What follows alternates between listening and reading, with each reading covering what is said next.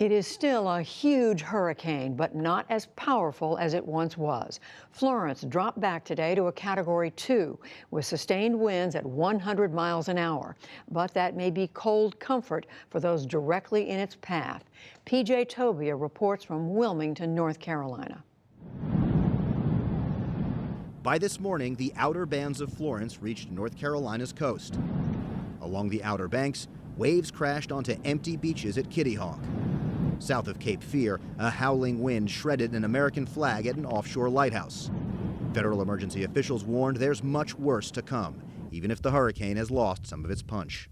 This is a very dangerous storm. We call them disasters because they break things. The infrastructure is going to break.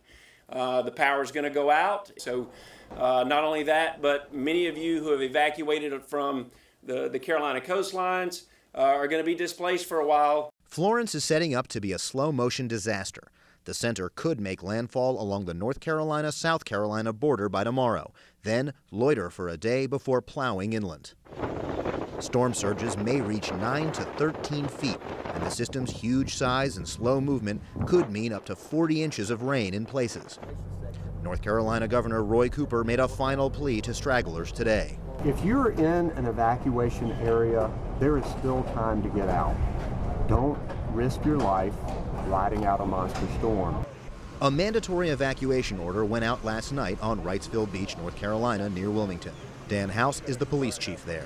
This is something that's always very difficult because, just like them, I had to leave my home, and I know how hard it is, so we really appreciate their cooperation in that matter.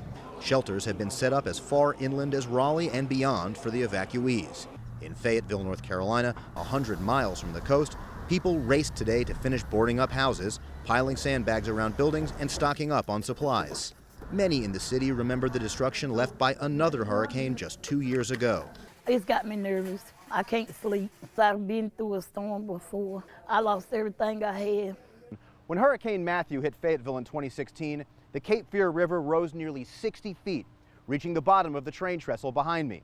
Forecasters say that Hurricane Florence could potentially dump even more rain on this area. Meanwhile, in South Carolina, more than 400,000 people have left coastal areas following mandatory evacuation orders. The only thing that really fears me is if we get a flood. Other than that, I'm okay. I'm not really afraid of the hurricane or the winds or anything, but like I said, just only the water if it becomes a flood. As evacuees seek shelter, emergency crews and the military are making ready. Hundreds of National Guard troops are on alert in the Carolinas and Virginia. The Pentagon says it has a response plan ready after the storm passes. But for a few at least, this was a day to head to the water and ride the big waves and wind before the worst of the storm arrives. And the outer bands of the storm have arrived here in Wilmington, North Carolina, as darkness falls and most residents hunker down for the worst of the storm that's yet to come. Judy? So, PJ, we can see the rain coming down. Tell us what you're seeing right now. There's gusting winds, pelting rain. Really, in just the last hour here, in the 5 o'clock hour, things really picked up. And almost minute by minute, it got much worse. Then there are some lulls. Then it gets worse than it was before. There's been water pooling on streets very quickly. It's only been raining for a few hours. Even some debris already on the streets, which are largely empty. Folks have heeded official warnings and stayed home. PJ, I know you spent time today with those first responders. Tell us what they are doing here at this late hour to get ready. Well, of course, they've been prepping all week for this event, and the folks we spent some time with this morning were doing final checkdowns on their preparation lists. They have inflatable Zodiac rafts, just filling up the gas tanks on those engines so that they'll be ready for the inevitable water rescues that happen here, making sure their communications equipment is checked out. There are also line crews from as far away as Oklahoma. These are the folks who will come in after the storm and repair the electrical grid, any of the downed lines, all of that stuff that's very, very likely to happen in this wind that's picking up now. And they're stationed about 100 miles west of here in Fayetteville, ready to come in after the storm dies down.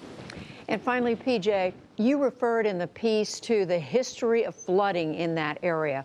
Tell us how that is expected to affect everything. The eastern part of North and South Carolina, honeycombed with rivers and streams, tributaries, even small bodies of water. And when this rain happens, they start to swell, and all of them run out to the ocean, which is just to our east, a few miles that way. And when the storm surge happens, the flow to the ocean meets the flow from the storm surge, and that's when these rivers and streams burst their banks, begin to flood roads, highways, people's houses, even entire towns, Judy. Well, we certainly hope everyone who needed to get out has gotten out and that everyone is staying safe. PJ, thank you.